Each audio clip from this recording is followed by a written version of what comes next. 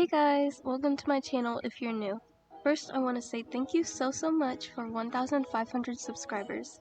I never thought I'd reach this goal, but you all proved me wrong, so thanks again. Anyway, today I'm going to be sharing some tips that have helped me win the treasure hunts.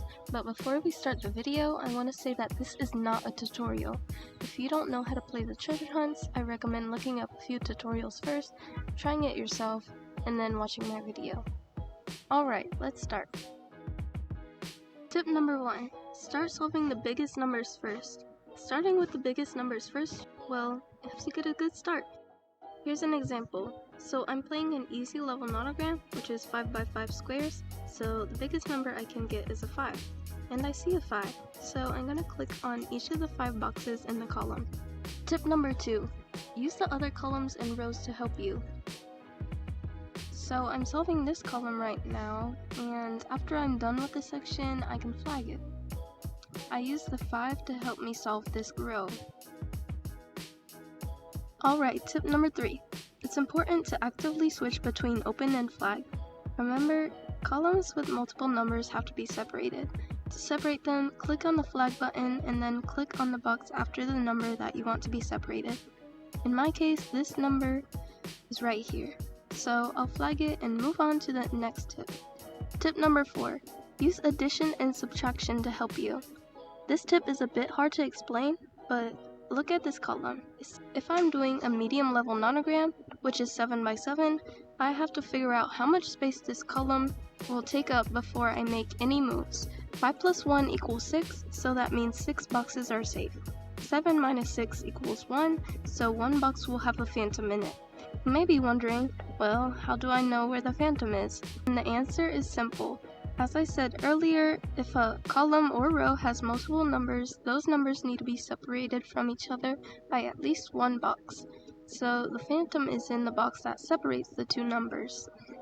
I'll click on the 5 boxes first, flag 1 box, and then click on another box. And just like that, we have finished the column.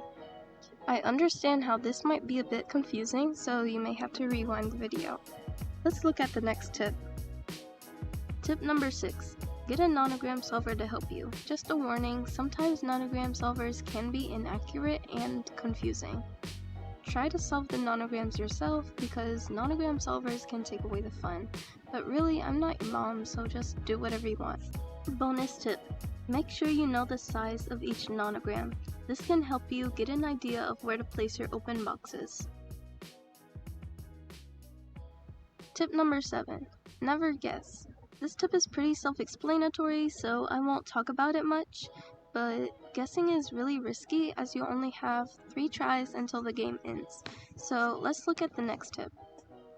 Tip number 8. Study other nonograms online. I recommend that beginners do this.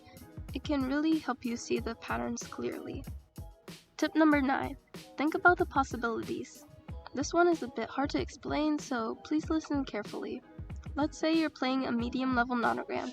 A medium level nonogram is 7 by 7 squares, but I see a row has a 5. 7 minus 5 equals 2, so 2 boxes will have phantoms in them. Clicking on either of these boxes will result in losing a key, but thankfully we can easily avoid this. I'll click on the boxes in the middle until we have 2 boxes on each side, because the boxes I've clicked on will be used no matter what the possibility is. See, either these 2 boxes on the left, 1 on each side, or 2 boxes on the right will be used. We can come back to this row later to figure it out. Bonus tip. Successfully finish a new level in practice mode at least 3 times before you actually do it, especially expert mode. Alright, that was all of the tips I have for this video. I hope you enjoyed it and found it helpful. Now, I'm going to reveal the winner of my 2000 Sapphire giveaway. Good luck to everyone who entered.